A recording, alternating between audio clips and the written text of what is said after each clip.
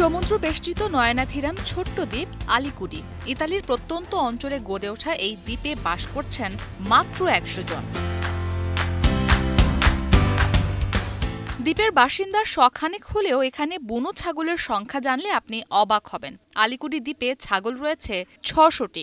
অতিরিক্ত বুনো ছাগলের সংখ্যা বেড়ে যাওয়ায় রীতিমতো অতিষ্ঠ হয়ে উঠেছেন স্থানীয়রা। চলতি বছর দ্বীপটিতে বসবাসকারী মানুষ ও প্রাণীর ভারসাম্যে এসেছে ব্যাপক পরিবর্তন। প্রত্যাশিত সংখ্যার চেয়ে ছাগলের সংখ্যা বেড়েছে প্রায় ৬ গুণ। সমস্যার সমাধানে আলিকুডির মেয়র রিকার্ডো গালো একটি ঘোষণা দিয়েছেন, তা হল চাইলেই যে কেউ দত্তক নিতে পারবেন এই প্রাণীগুলো। বার্তা সংস্থা সিএনএনকে দেয়া এক সাক্ষাৎকারে মেয়র গালো বলেন, যারা দত্তক নিতে আগ্রহী তারা ছাগল পালন করতে পারেন কিনা তা নিয়ে তিনি আগ্রহী নন। চাইলে যে কেউই এগুলো ধরে নিয়ে যেতে পারবে, তবে শর্ত হলো ছাগলগুলোকে নৌকায় করে দ্বীপ থেকে দূরে নিয়ে যেতে হবে।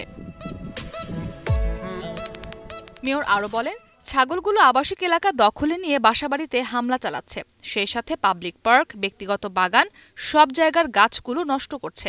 এত কিছুর পরও স্থানীয় কর্তৃপক্ষ এসব বুনো ছাগল নিয়ন্ত্রণে কোনো ব্যবস্থা নিচ্ছে না। এ কারণেই দত্তক কর্মসূচি হাতে নিয়েছেন মেয়র। তিনি জানান, আগামী ১০ এপ্রিলের মধ্যে যে কেউ আনুষ্ঠানিক আবেদন জমা দিয়ে সর্বোচ্চ ৫০টি ছাগল নিয়ে যেতে পারবেন। তবে ছাগল দত্তক কার্যক্রমের জন্য থাকবে না কোনো সময়সীমা। সবগুলো ছাগল দত্তক নেওয়ার আগ পর্যন্ত আবেদনের মেয়াদ বাড়িয়ে যাবেন বলে জানান মেয়র। ইমেইলের মাধ্যমে স্থানীয় কর্তৃপক্ষের কাছে আবেদন করতে হবে, সাথে স্ট্যাম্প ফি হিসেবে জমা দিতে হবে ১৬ ইউরো। আর ছাগল বরাদ্দ পাওয়ার পর তা দ্বীপ থেকে সরিয়ে নিতে সময় দেয়া হবে মাত্র ১৫ দিন। এমন ঘোষণার পর আবেদন করেছেন কয়েকজন আগ্রহী। তাদের মধ্যে পাশের দ্বীপের একজন খামারিও রয়েছেন, যিনি ছাগলের পনির উৎপাদন করেন। ২০ বছর আগে এক কৃষক দ্বীপটির মুক্ত পরিবেশে ছাগল ছেড়ে দেন। এরপর থেকেই বছরের পর বছর ধরে দ্বীপের পাহাড়ে চড়ে বেরিয়েছে প্রাণীগুলো।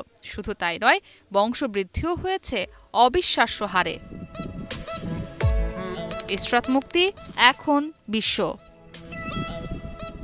ওয়ালটন ফ্রিজ কিনে অনেকের মতো আপনিও হয়ে যেতে পারেন মিলেনিয়াল। সেরা পণ্যের সেরা অফার।